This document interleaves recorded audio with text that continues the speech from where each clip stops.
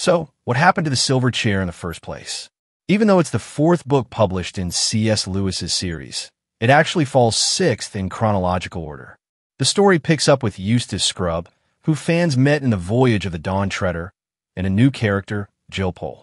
The two of them get swept into Narnia by Aslan and are sent on a mission to rescue Prince Rilian, the missing son of King Caspian. It turns out Rilian is being kept under a spell by a mysterious and dangerous sorceress known as the Lady of the Green Kirtle. After a series of trials and near-death experiences, they manage to break the spell, reunite Rilian with his father, and help him take his rightful place as king. Then Eustace and Jill return to England, their mission complete. As it happens, back in 2018, a rather intriguing project was in the works.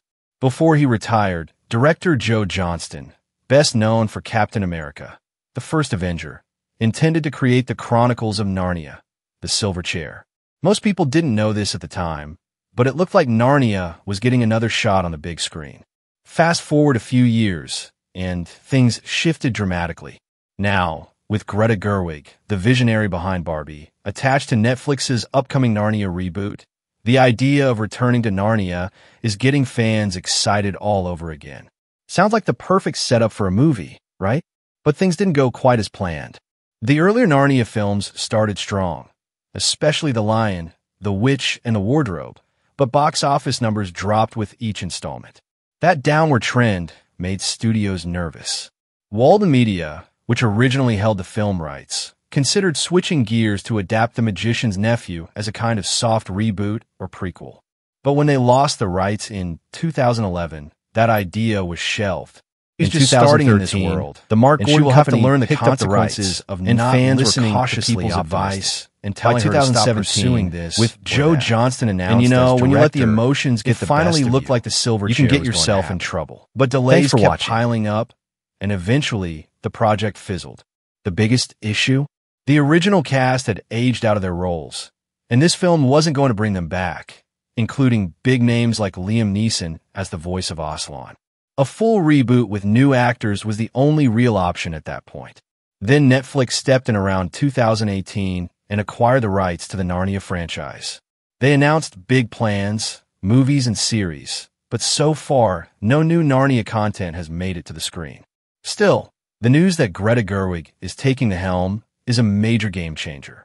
Her creative style, emotional depth, and talent for reimagining beloved stories could breathe new life into the Silver Chair, or at least bring the world of Narnia to a new generation in a way that sticks. Adapting Narnia stories has always been a challenge, mostly because of the tone. The books are relatively short and geared toward younger readers, but the world building is massive. Translating that to a feature-length film or a series takes some stretching. It's not just about visuals either. It's about making the characters and their emotional journeys resonate with a modern audience. Greta Gerwig is well known for doing exactly that. Her take on Little Women added layers of complexity and emotion that made the story feel fresh and relevant without betraying the source material. One reason the Silver Chair has so much potential right now is because it hasn't been done to death. While The Lion, The Witch, and The Wardrobe has seen multiple versions over the years, the Silver Chair is still relatively untouched. That gives Greta some creative breathing room. She could dive deeper into Prince Rilian's mental state, expand the eerie atmosphere of the Lady of the Green Kirtle's underground world, and give Jill and Eustace richer development arcs. All of that could turn what's often considered a mid-tier Narnia book into a cinematic highlight. Of course, Gerwig's reboot wouldn't just be about the Silver Chair. There's also talk about where to begin the story overall. The chronological order of the books puts The Magician's Nephew first, even though it was published sixth. That book tells the origin story of Narnia, how Aslan created the world, how the wardrobe came to be, and how evil first entered the realm. Choosing to begin the series there could be a bold move, but it might confuse viewers who grew up watching the older films in release order. It's a tricky balance between honoring the author's vision and maintaining audience expectations. Another factor that could help the Silver Chair succeed this time around, the cast. A bunch of fresh faces and rising stars could give the film a major boost. We've seen how smart casting can transform a franchise, Just look at what Dune did with Timothée Chalamet and Zendaya. For the silver chair, the roles of Jill and Eustace need actors who can handle adventure, emotion, and some of that classic British wit. Maybe even someone like Bella Ramsey, The Last of Us, or Roman Griffin Davis, Jojo Rabbit, could bring the right mix of charm and grit. For the Lady of the Green Kirtle, someone like Anya Taylor-Joy or Jodie Comer could make the role both enchanting and terrifying. And if Greta Gerwig wants to make the silver chair a box office hit, she could even throw in a few well-known names in supporting roles. A high-profile Aslan voice, maybe Idris Elba or Benedict Cumberbatch, would definitely draw attention. Adding actors with big fan bases could attract a wider crowd. Netflix has been pretty successful when they mix well-known talent with rising stars, and this could be the perfect formula to make Narnia cool again. Still, adapting later books like The Last Battle will be much tougher.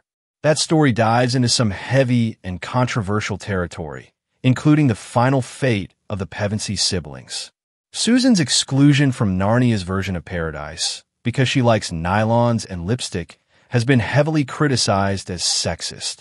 If Netflix wants to keep this universe going, they'll probably need to rework that plotline to make Susan's story feel more respectful and empowering.